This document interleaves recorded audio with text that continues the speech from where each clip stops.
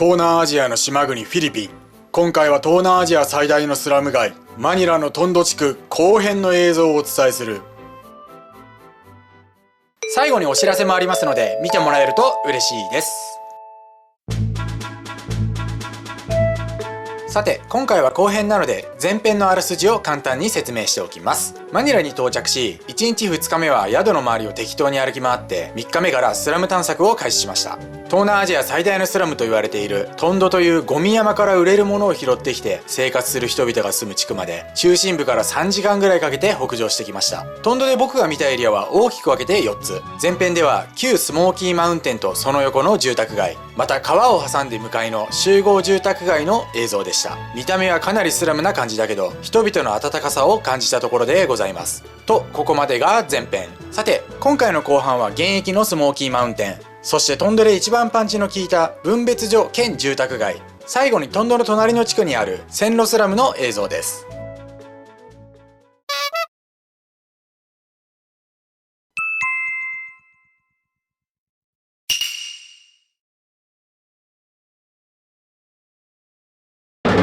トラックが行ったり来たりしているエリアですが、ちょっとゴミ拾いエリアっぽいのでちょっと行ってみます。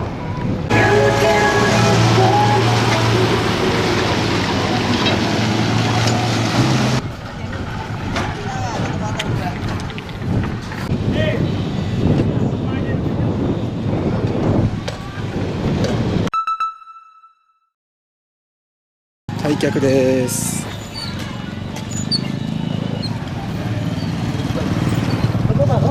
イエーイ。バイバイ。バイバイ。バイバイ。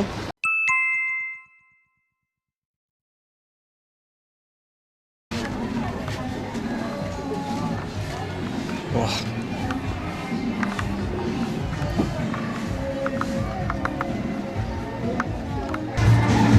超スラムだな。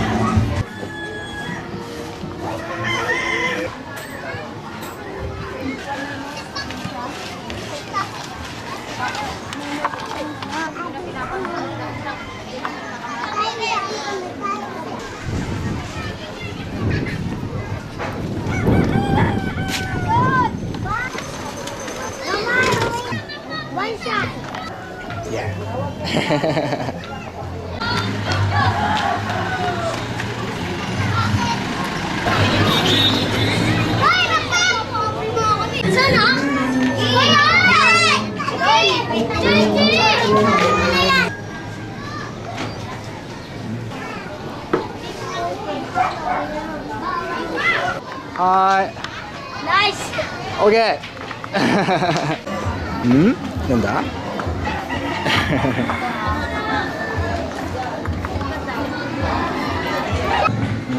割とビデオ撮れてます。すごいね。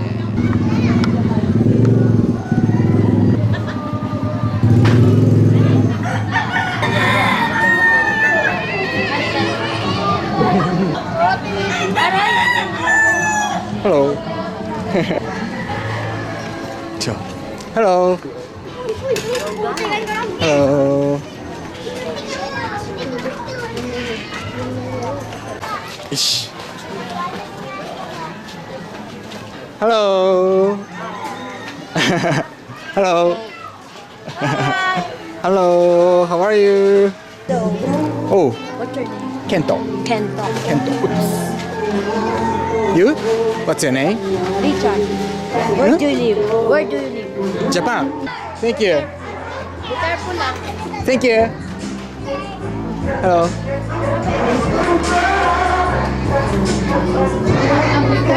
Be careful. Okay.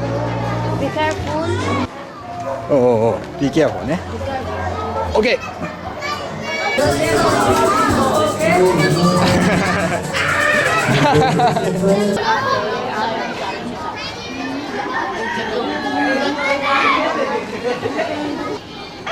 もう一回、ワンモータイム。もう一回、ちょっと待って。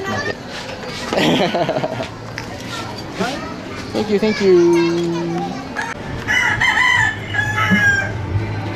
はい、以上スモーキーマウンテンのエリアからお伝えしました。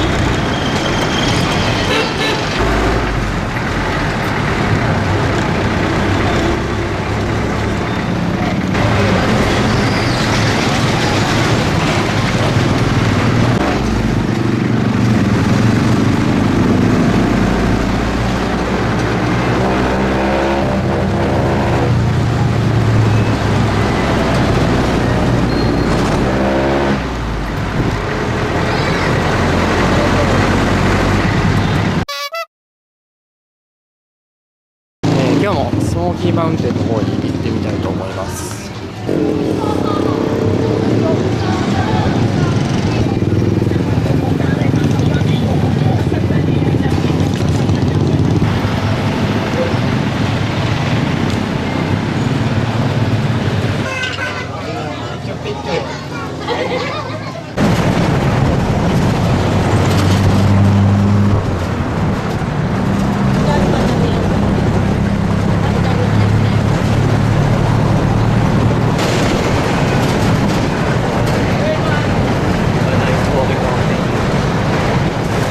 Malayo pa dito.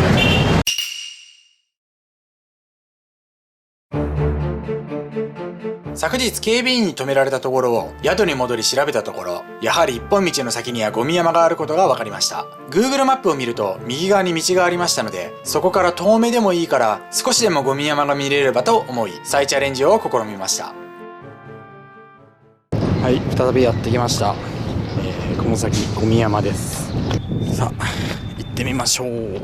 一応あの先が、ゴミ山になってるんですが、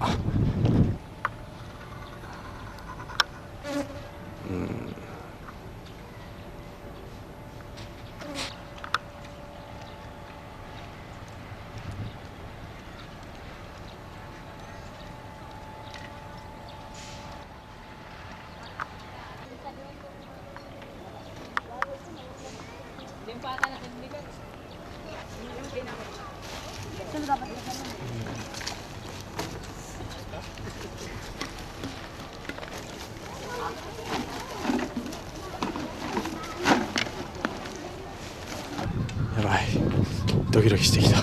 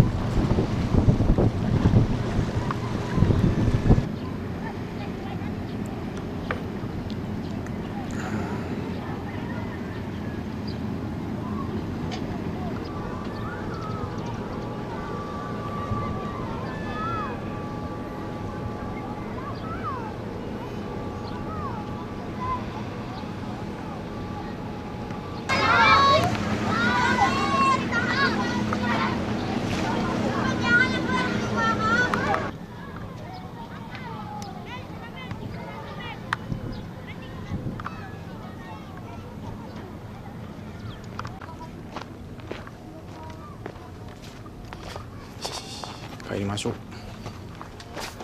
Hello。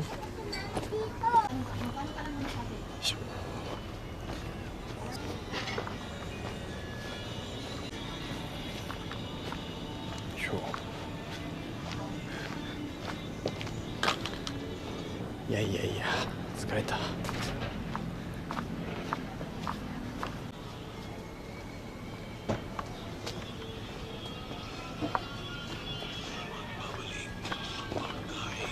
イェイイェイイェイ。はい、こんにちは。Thank you. バイバイ。バイバイ。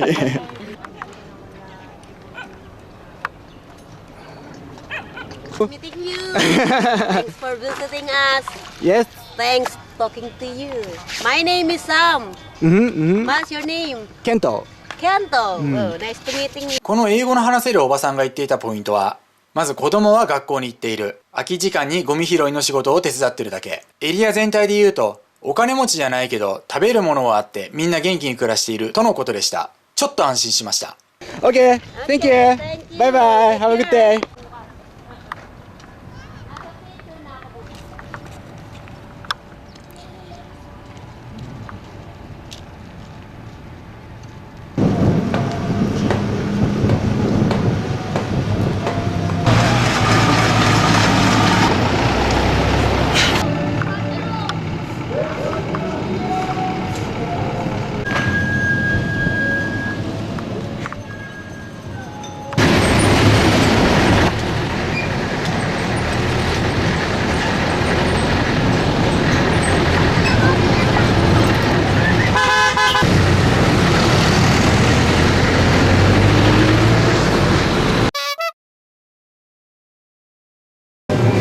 今日は何を食べようかしら。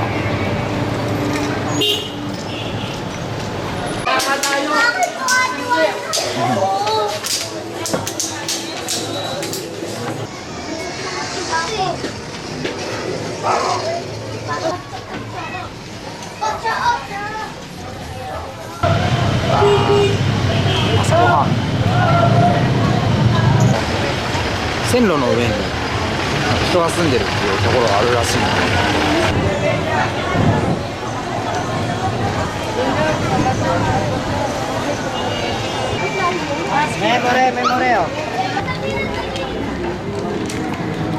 ひたすら巨大なマーケットです。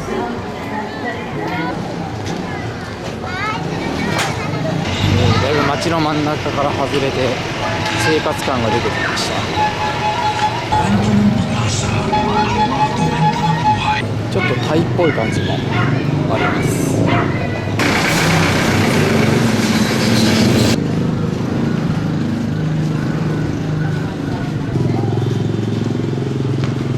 に迷ってます。子供が多い。Hello. Hello.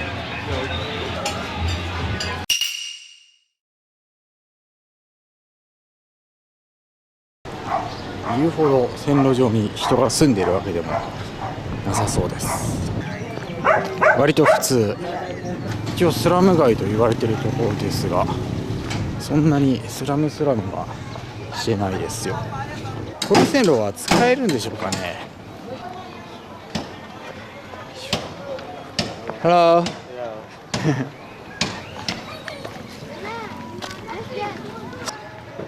Hello.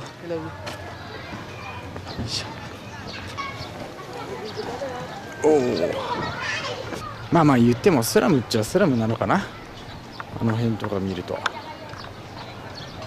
スラム感はあります。じゃあ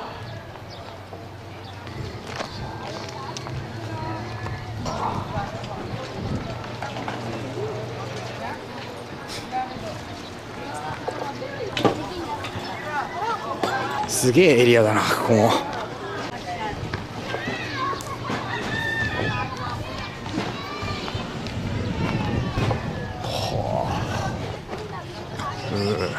Thank you. Thank you. Bye bye. Bye bye.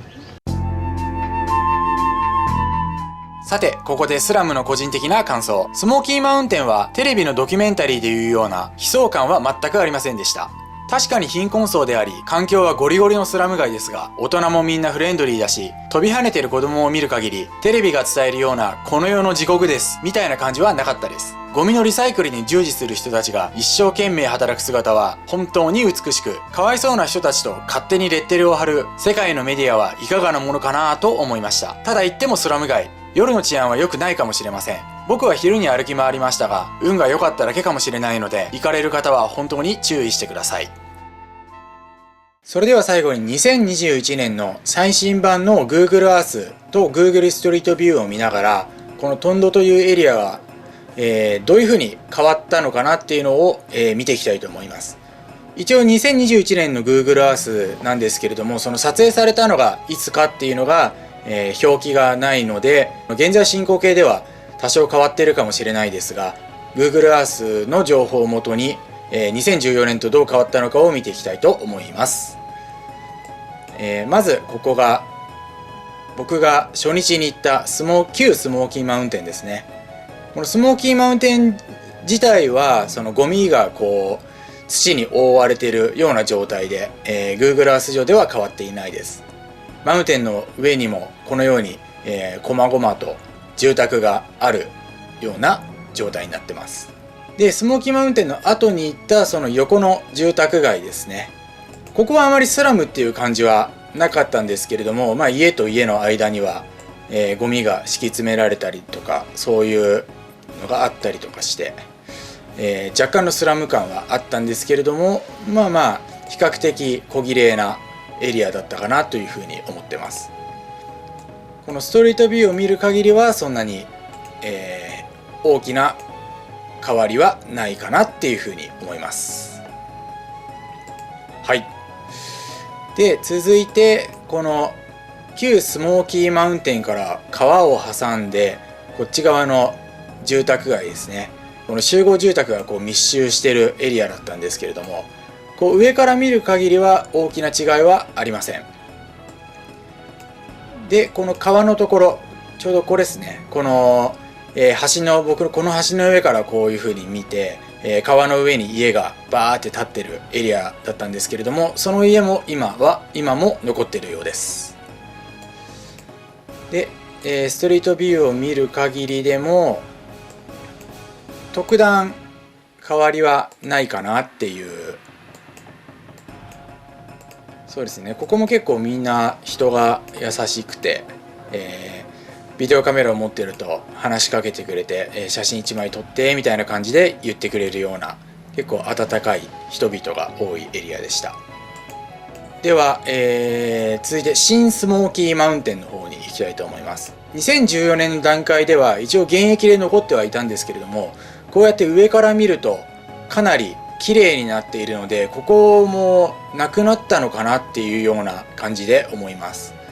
例えば僕はここにこうダンプカーがすごい大量にバーっていう出入りしてたので、多分この先にスモーキーマウンテンあるんだろうなっていうところでこう入っていって、この辺で警備員に止められて、で僕はこういう風にこういう迂回して、この辺から、スモーキーマウンテンを見たんですけれども、当時はこの辺にありました、そのゴミ山が。で、名前を見ると今サニタリーランドフィルファクトリーっていう風に書いてあるんですけど、要はゴミの埋め立て地みたいになってまして、でこう見るとゴミ自体はほとんどないんですね。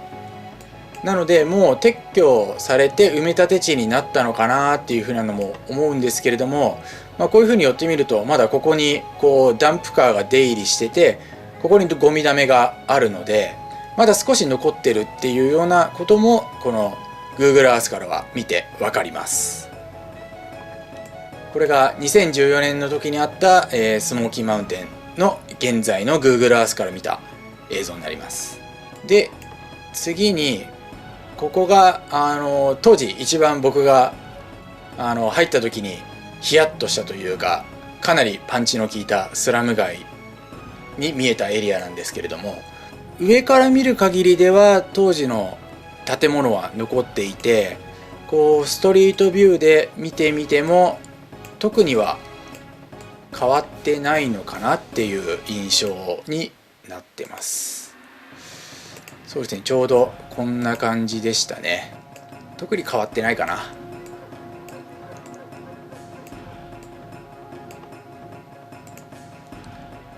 はい。で一応このトンドスラムからちょっと離れたところにある線路スラムなんですけれども、どれだ、この辺はストリートビューではちょっと入れないんです。あれ入れる？あ、違うな。この線路上はストリートビューでは入れないんですけれども、見た感じこう線路があって、この両サイドに、いろんな家具とかその生活用品がバーッと置いてある感じの様子が見て取れるので、この線路スラムもこの Google Earth 上では現存かなっていうふうに思います。一応 Google Earth で見る限りそこまで大きくは変わってはいないのかなっていうふうに思うんですけれども、一応この当時2014年のそのスモーキーマウンテン、要はゴミがバーって集められて、この辺に住んでるトンドエリアに住んでる住民の人たちがそのゴミを拾いに来るっていうところは多少縮小されたっていうようなのが、見て取れます。だいぶこの辺も僕が歩いた時はこの辺がスラム街だったので、それが全部なくなってるので、その辺は変わったなっていうふうに思います。以上、トンドリサーチでした。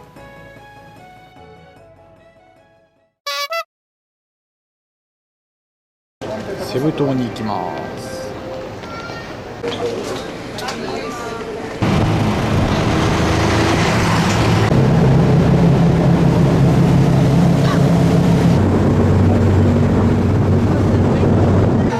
ビデオパングラオ島のアローナビーチにやってまいりました。じゃじゃーん。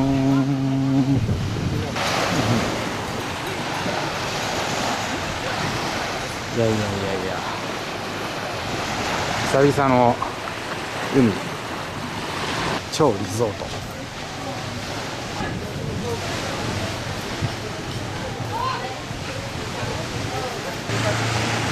白い。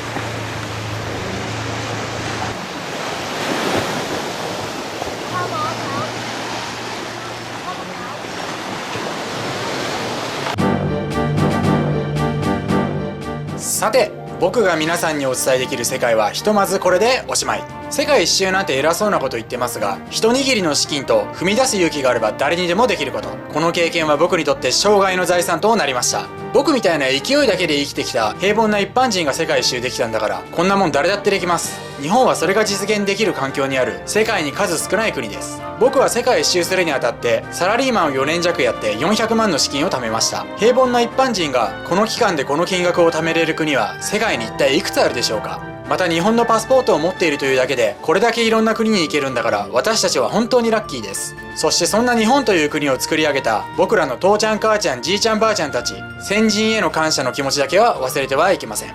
本当にね。世界一周で何よりも大事なこと、それは生きて帰ってくることです。それでは皆さん、またお会いしましょう。